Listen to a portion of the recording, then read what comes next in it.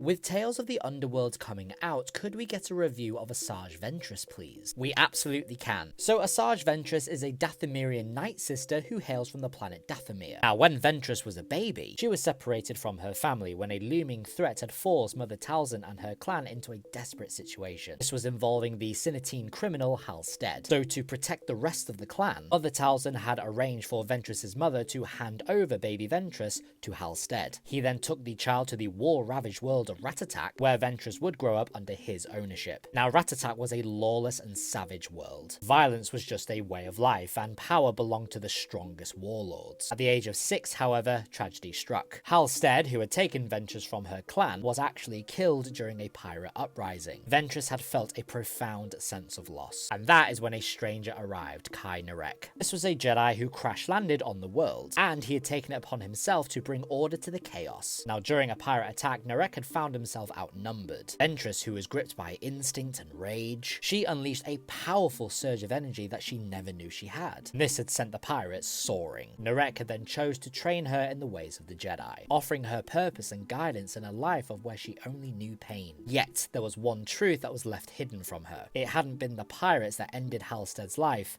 it was Narek. Now, for over 20 years, Asajj learned the ways of the Jedi. She and Narek would help those on the planet in need. However, on one of those missions, Narek was shot in the back and he passed away. Through her grief, Asajj had succumbed to the dark side, and she had ridden the world full of all of the warmongers and then ruled in their place. When she attempted to take down the final warmonger, she was captured and forced to fight in a gladiator pit. Her power eventually caught Count Dooku's attention, who at this stage was a Sith Lord, and he was very impressed in Ventress's capability of taking over an entire planet, so he then recruits her as a Sith assassin. When they left the world, she was then tasked by Dooku to locate his sister, Jenza. In order to locate her, Ventress had to sift through old databases and Dooku's old journals, and she learned more and more of who Dooku was as a Jedi and what led to his downfall. Jenza was located, and it was found that she was captured for information that would help the Republic. However, Dooku ordered Asajj to assassinate his own sister, to which she complied. Later, she is then seen on Cato Nemoidia as an official high-ranking member of the Separatists. After there was a bombing on the world, Obi-Wan was sent there as a representative of the Republic and the Jedi. Obi-Wan would be there to investigate, while Dooku had done the same thing, but Ventress was the representative. And this was actually the first time that Ventress fell onto the Jedi's radar. Essentially, Ventress was there to try and convince the Nemoidians that the Jedi and the Republic were to blame for the bombing, while Kenobi, on the other hand, was just simply searching for the truth. Long story short, it was basically the Separatists. Ventress was not directly responsible for the original bombing, but she did exploit the event for political and personal gain. She planted evidence, she framed Kenobi, and she manipulated the Nemoidian courts. And she actually tried to incite a second bombing, which was ultimately prevented. Ventress made herself much more known and recognized during the Clone Wars. She was brutal, ruthless, and highly dangerous. As Ventress committed herself more and more, her power in the dark side began to grow, which didn't go unnoticed. Palpatine, who was very wary of betrayal, he had started to see Ventress as a potential threat, one possibly being molded by Dooku to challenge him. He had ordered Dooku, through demonstration of loyalty, to remove Ventress from the playing board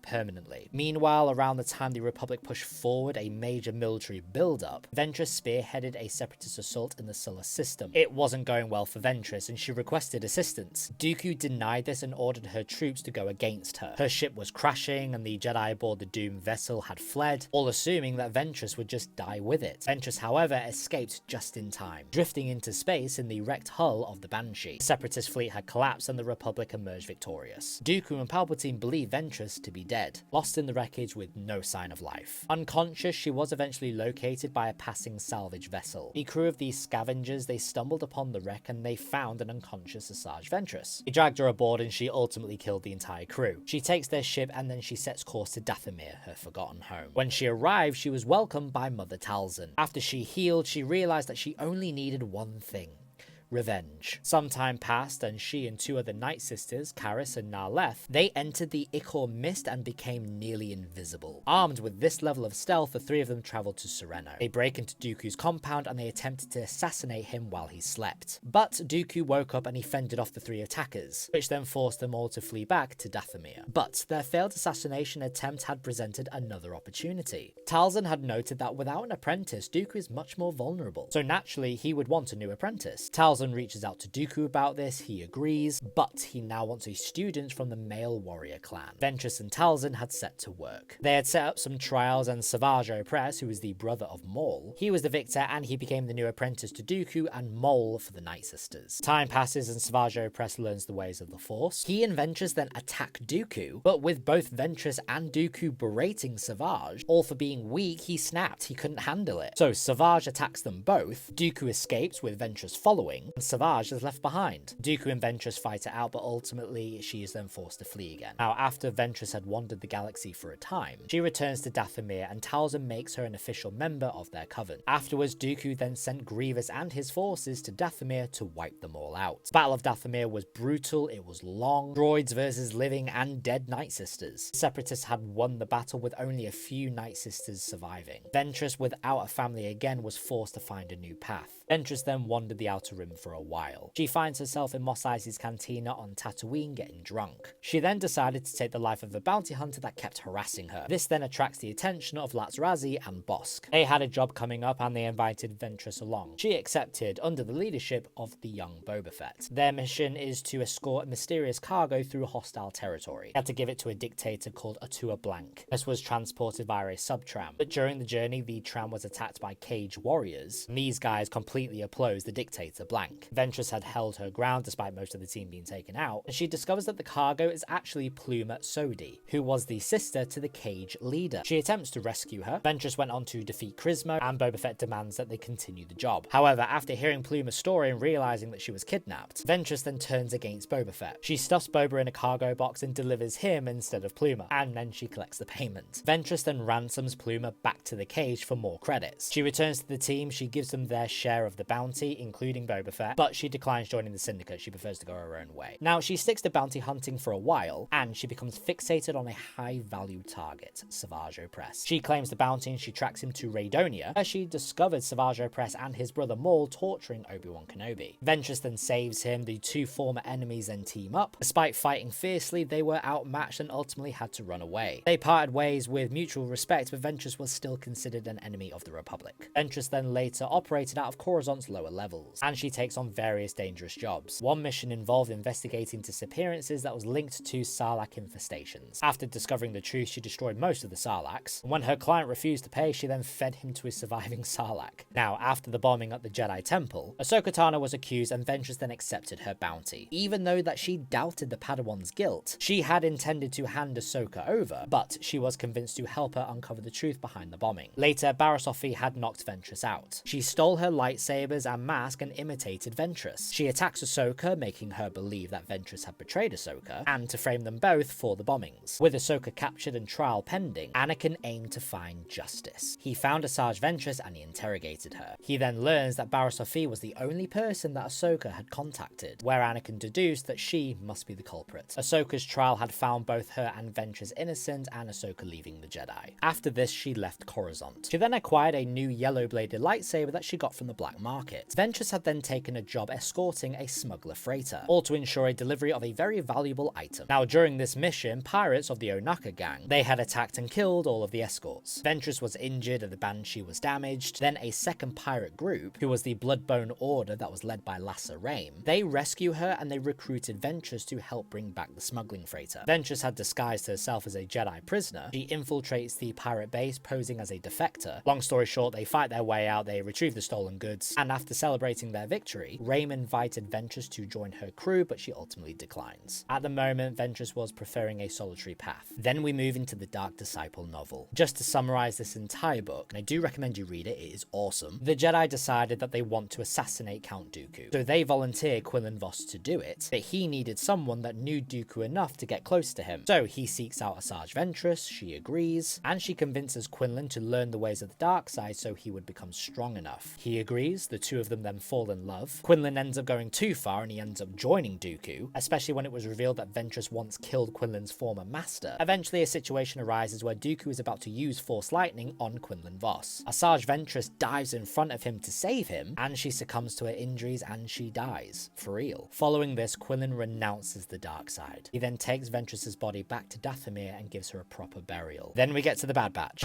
I wasn't planning on killing you. But you're making it Is that Asajj? very tempting.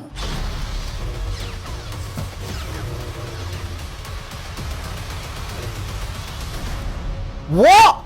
Asajj Ventress is alive. No doubtly through some kind of night system magic, she is able to return to the land of the living. Why her out of all of the others is hard to say, but hopefully they will tell this tale very soon. But anyways, at some point she takes on a bounty that is involving high M counts. Bad Batch had wanted to learn more about M counts, especially since the Empire wanted Omega for hers. So they get in touch with Fennec Shan, she then passes the information on to Asajj Ventress, and she tracks them all to Pabu. Ventress had warned them all that asking questions about the Empire's M count bounties is very dangerous. When Omega had asked Ventress to test her M count, Ventress had agreed and put her through a few tests. On one of those tests, where Omega was out of the way, Hunter, Wrecker, and Crosshair had tried to force Ventress to leave. That came from them finally recognizing who she was. Ventress had defeated them all in combat and told them that they were just pawns in the war. When Omega returns and sees that her brothers are hurt, he then stopped Ventress from choking Wrecker. Though she was warned that Ventress was dangerous, Omega had believed that she deserved a second chance. The next day, on Omega's final test, Ventress had encouraged her to connect with nature using the Force. She demonstrated this by calming sea creatures, but a giant Vrathian had attacked. Ventress had handled it and calmed the creature down. Now back on land, Ventress more or less says that Omega does not have a high M count. Crosshair had accused her of lying, where Ventress went on to say that if Omega did have a high M count, then she would have to be trained, thus leaving the clones behind. Confirmed whether Omega had a high M count or not, the Empire is still after her and advised them to leave Pabu. The clones asked her if she was ever worried about the Empire coming after her. She said that they can try and that she has a few lives left. More to come in Tales of the Underworld.